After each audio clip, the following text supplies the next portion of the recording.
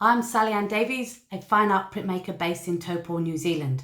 I specialise in woodcut printing. Would you like to give it a go?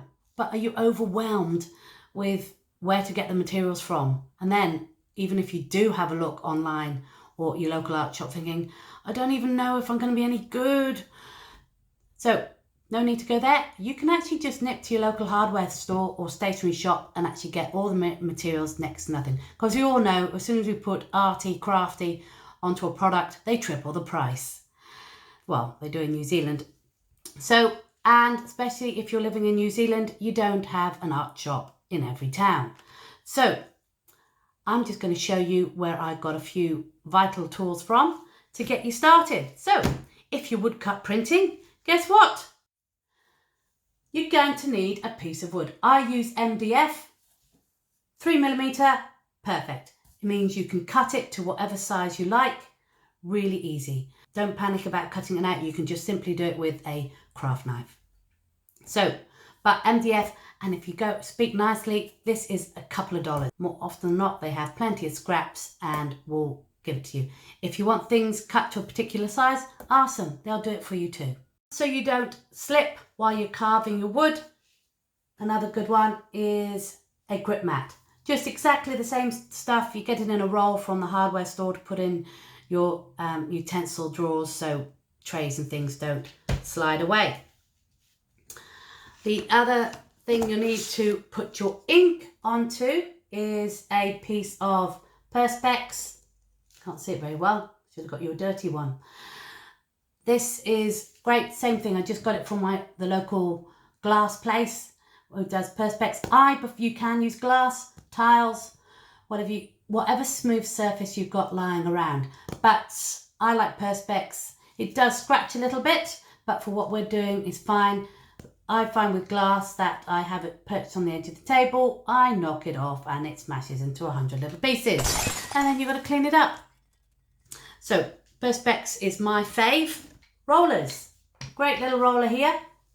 Just got it from Bunnings and under $10. I think it was $7 or $8. They use it for cutting in when they're painting walls. But this is great. What I found lovely about this one is it's firmer than the sponge ones. Don't go for the sponge ones. It needs to be the firmer ones. Yeah, that's all I'm going to say. Just stay away from the sponge ones. You can use them, but it's a lot harder. Just for a few extra dollars, I recommend this from Bunnings. You need your good old spoon, and this really helps when we're transferring. We use this as a brayer to transfer our work onto the paper. Anything else I've missed out on? Oh, of course, yes, this would be extremely helpful, is our tools. We can't do much woodcut printing without tools. So I got these from Mitre 10, full up. A really nice variety of tools, a variety of sizes. So you've got your big straight edge chisels, you've got diagonal ones, and these I'll explain at a later date what the different tools are for. We've got scoop ones, so you do need a scoop and you do need a diagonal one. So you need the a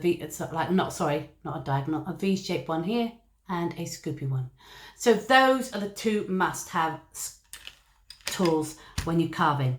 The others come in handy. But the only disadvantage of this one is the V-shaped gouge only comes in one size, but it's perfectly adequate to start with.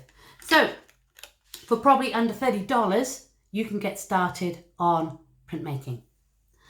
I got the ink from, we get water-based printing ink from Perspex or Warehouse Stationery.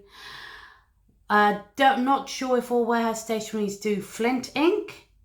That as a water base is my preferred one too, but there's 5-star, there's other ones, but stick to water base at the moment. It's less as you're giving it a go. And also what we've got here is some really fine sandpaper. That will help keep your tools sharper. Don't go and just do it straight away. I will show you how to do that because you can easily wreck them.